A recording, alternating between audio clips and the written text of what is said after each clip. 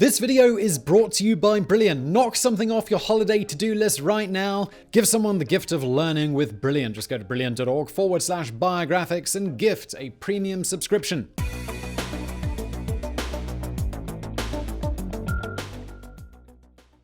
Scientists are not exactly the most well-known people in the world, and yet there are a few names among them which have established themselves firmly in the public's consciousness. Alexander Fleming is one of those names, inexorably linked with the discovery of penicillin. Even people who have never studied science or medicine in their lives may have still heard the story of how Fleming's messiness accidentally yielded the first antibiotic in the world. They've heard how he left behind in his lab some petri dishes with bacterial cultures, and when he came back, one of them had developed mold which killed the bacteria, and, well, the rest, as they say, is history. Well, maybe not just yet. As we're about to discover, the real story was a lot longer and a lot more complicated and definitely involved a lot more people. History might have preferred to condense it down to one manageable bite-sized chunk, but today we're going to look at the full course meal.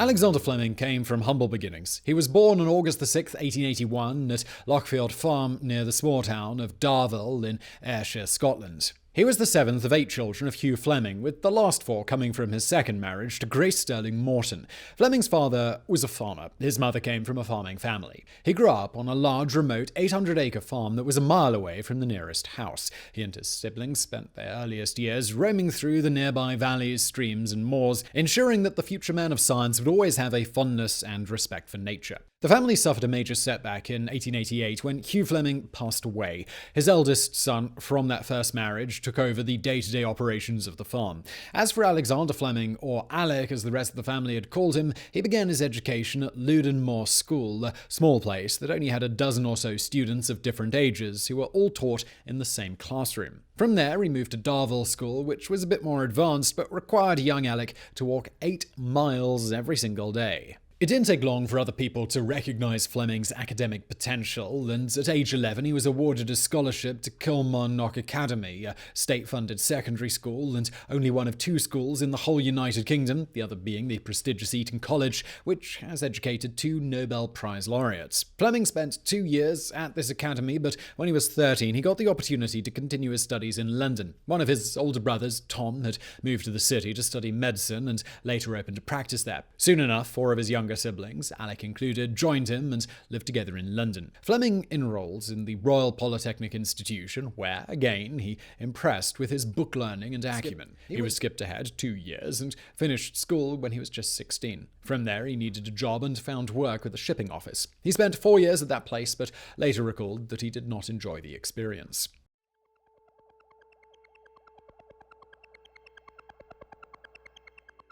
In 1900, Ehrlich found a much-needed break from the work he disliked by joining 2 of his brothers in the Second Boer War in South Africa. All were part of a volunteer infantry unit called the London Scottish Regiment. However, they never actually saw any action before the war ended and mostly spent their time honing their shooting and swimming skills. By the time he returned to London, a stroke of good luck befell Fleming.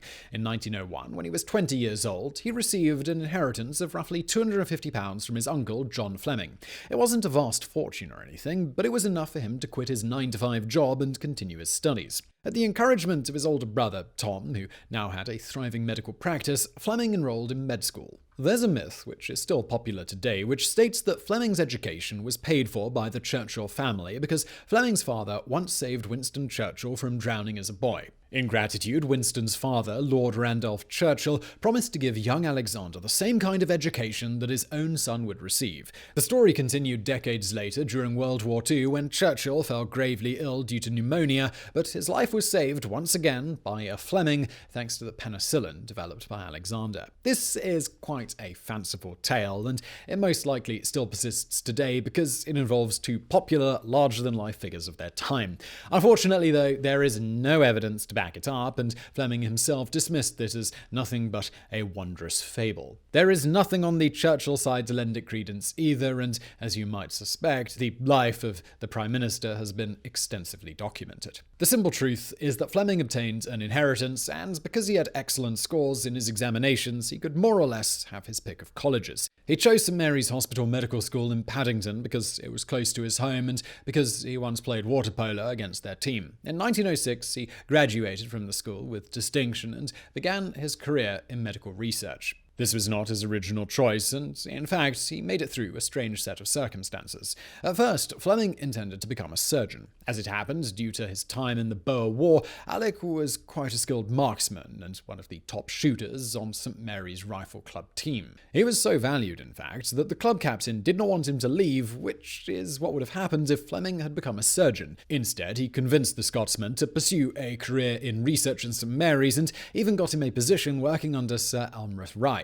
That way, everybody was happy. The Rifle Club kept one of its top sharpshooters, while Fleming got to study under one of the world's leading immunologists.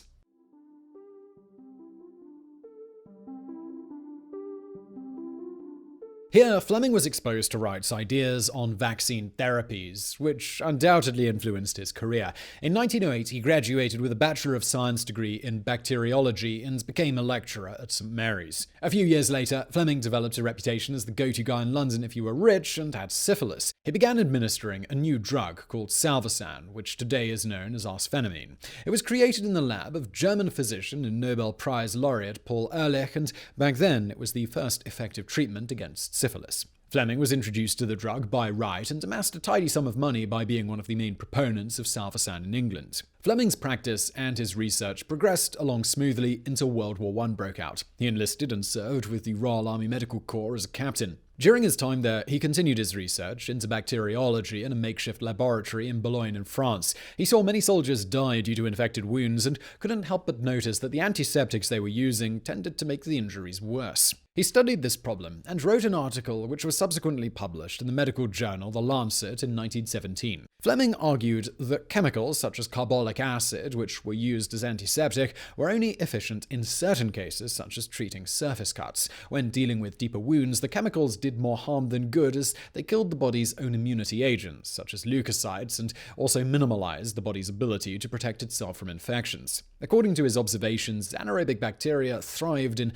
deep wounds despite the presence of antiseptics. Fleming opines that in such cases it was best to simply leave the wound clean and let it dry and then let nature take its course. His beliefs were echoed by his mentor Sir Elmroth Wright, who also argued that deep wounds should only be cleaned using a simple saline solution, but unfortunately their recommendations were mostly ignored by field doctors for the rest of the war. Now, just before we get into the rest of today's video, don't ignore this recommendation. It's the holidays, and we're all busy. We've got plans to arrange, gifts to give, places to go. But with today's sponsor, Brilliant, you can give the gift of learning. I bet there's someone you know who enjoys learning as much as you do, and a subscription to Brilliant could make a perfect gift for them. You've heard me talk about Brilliant before. Maybe you even have a membership yourself. They teach you all about maths, science, and computer science. But beyond that, they also teach you problem-solving skills, which are practical even if you don't pursue the sciences. Learning how to break down complex problems to their component parts is pretty critical in whatever career path you choose. But look, really, it's just a great way to take what you learn on channels like this one a step further. Or in this case, you could gift a premium subscription to someone else so they can take their knowledge further. It's the gift of learning, and well, is there a better gift than that? Do it right now at brilliant.org/biographics or click the link below. And let's get back to it.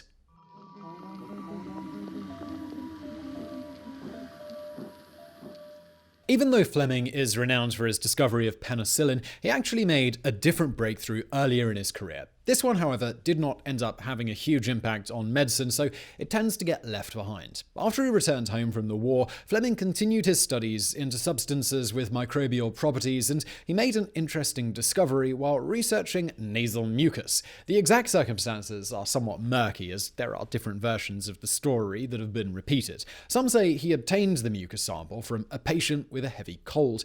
Others say that Fleming himself was working while he had a cold and had a eureka moment and decided to investigate his own nasal drippings. Further, some also say that he simply got lucky and a bit of snot dripped down onto a petri dish when he was in the lab. Regardless of how it got there, Fleming wanted to see what effect the mucus would have on bacteria. He mixed the two together and let them sit for a few weeks. When he came back to investigate, Fleming discovered that the nasal substance completely killed the bacterial colonies.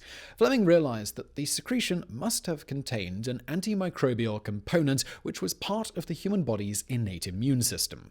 It was an enzyme which Fleming isolated and named lysozyme. As he kept researching this new substance, he found that it was present in many other bodily secretions, including tears, saliva, skin, and hair. Subsequently, the bacteriologist discovered that lysozyme was also present in egg whites, which meant that huge quantities could be isolated with relative ease. This could have been a major boon for the field of immunology, but unfortunately the enzyme was mostly effective against harmless airborne bacteria rather than anything actually dangerous. Today it's mostly used as a food and wine preservative. Even so, it showed Fleming the potential in this kind of research and set him on track to make a discovery that would revolutionize medicine forever.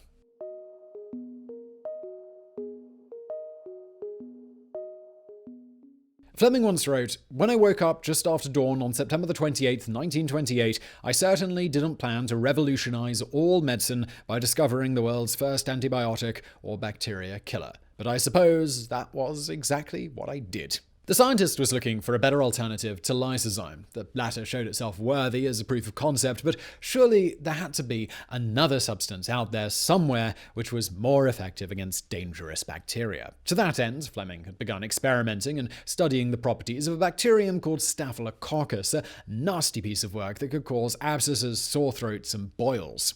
Fortunately for Fleming and the rest of the world, the bacteriologist was not exactly a tidy man. In August 1928, he went on a family vacation with his first wife, a nurse named Sarah McElroy. In tow was their 4-year-old boy, Robert.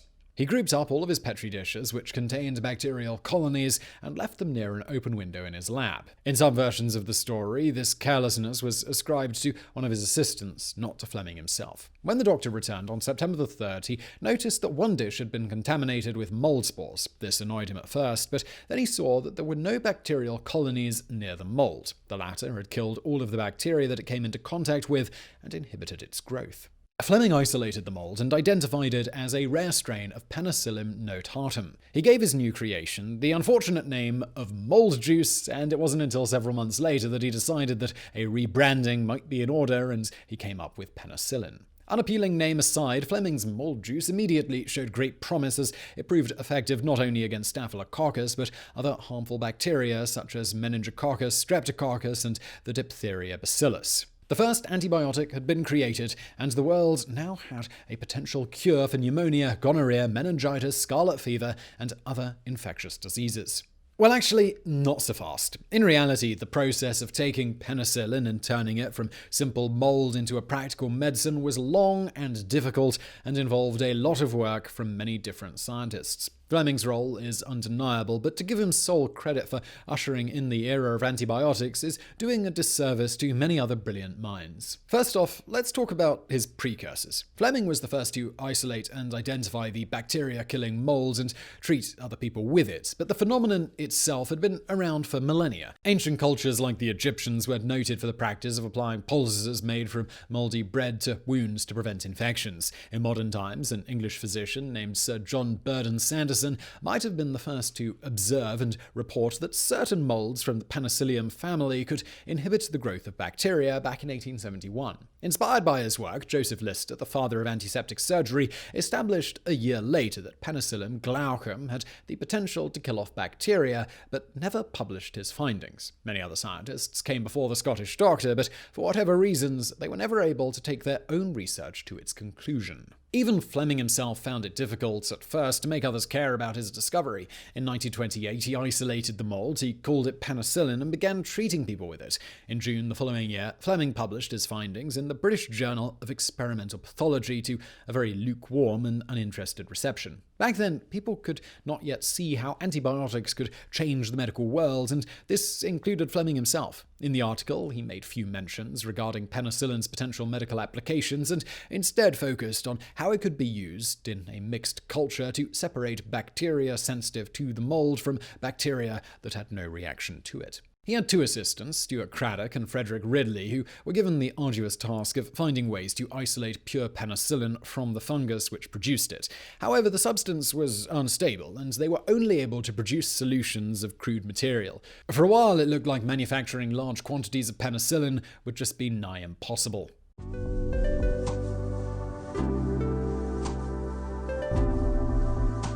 During the 1930s, Fleming continued his research on penicillin, but never made that breakthrough that would have turned it into the life-saving drug that we know today. The same problems remained all throughout the decade. The penicillin was too impure and could not be mass-produced. That breakthrough did happen, eventually, but it came from a team at Oxford led by Australian pharmacologist Howard Florey.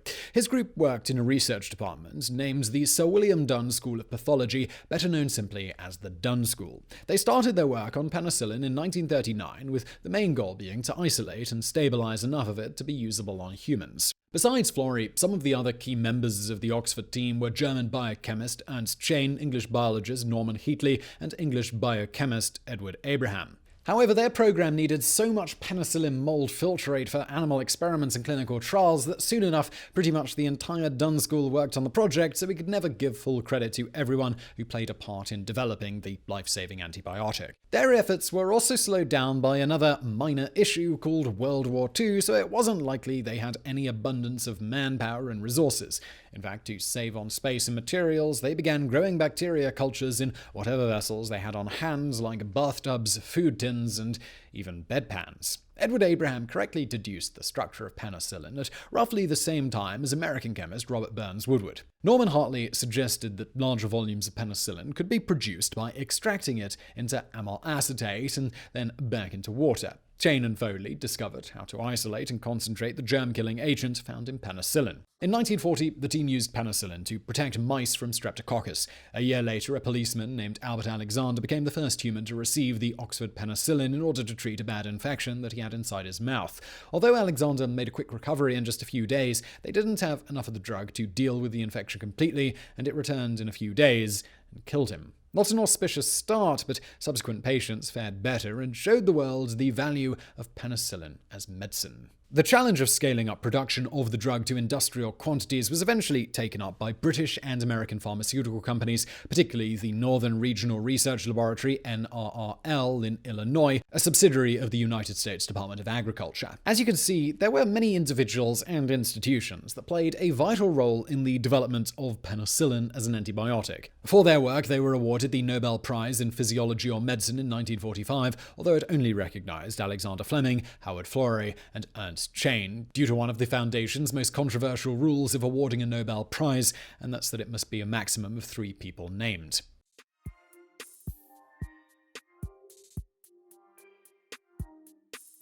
Fleming spent his entire professional career as a researcher at St Mary's, and in 1946 he succeeded his mentor Almroth Wright as head of the hospital's inoculation department, which was renamed to the Wright-Fleming Institute. He also served as president of the Society for General Microbiology, rector of Edinburgh University, a member of the Pontifical Academy of Science, and even as honorary chief of a Native American tribe. In addition to these, Fleming pretty much received every other honorary medal and doctorate under the sun. For his part, Fleming always made sure to acknowledge the efforts of Florey and his team in making penicillin a worldwide commodity, but the general public and the media seemed determined to lavish their praise solely on the Scottish microbiologist, probably because the story of his happy accident was just more enjoyable. In his later years, Fleming concentrated his efforts on warning people about a problem that we face right now, and that's resistance to antibiotics. Both he and Almroth Wright realized early on that microbes could very easily become resistant to penicillin if the wrong doses were used or for too short a period. Each subsequent generation of microorganisms was also more resistant than the last. He wrote several papers on the matter and even mentioned it during his speech for the Nobel Prize. In his private life, Fleming was quiet and unassuming. His son, Robert, followed in his father's footsteps, studying medicine and becoming a general practitioner. His first wife, Sarah, passed away in 1949, and unsurprisingly, this had a profound effect on Fleming, who buried himself in his work and spent a lot of time alone in his laboratory until the late hours of the night. Fleming's life brightened up considerably when he met Dr. Amelia Kotsuri-Varakis, who came to work at St Mary's. The two fell in love and married in 1953, but their happiness was short-lived. Alexander Fleming died suddenly 2 years later on March the 11th, 1955, of coronary thrombosis. He had been feeling poorly over the last few weeks, but was convinced that it was only gastric distress. When he started feeling nauseous on the day of his death, his wife wanted to call a doctor, but he insisted that that wasn't necessary.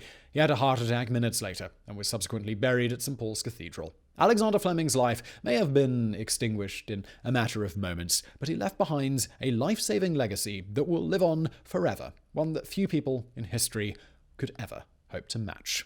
So I really hope you found that video interesting. If you did, please do give us a like below and don't forget to subscribe. Also, please do check out our fantastic sponsor, Brilliant. They are linked to below. And as always, thank you for watching.